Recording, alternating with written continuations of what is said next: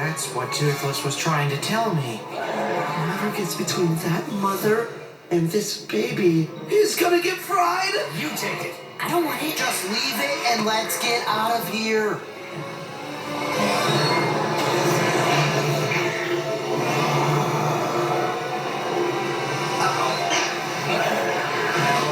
Go home to your mama.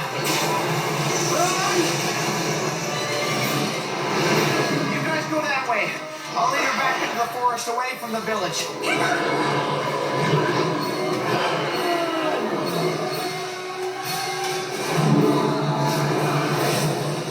Oh, please stop following me.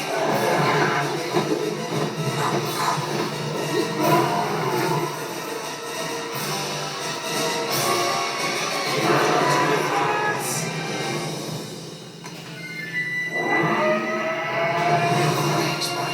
I'm so sorry. I should have listened. Toothless. Evasive maneuvers.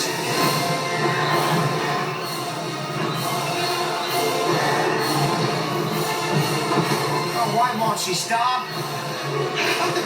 Torch! What are you doing? You need to be with your mother. Toothless, we have to try something else.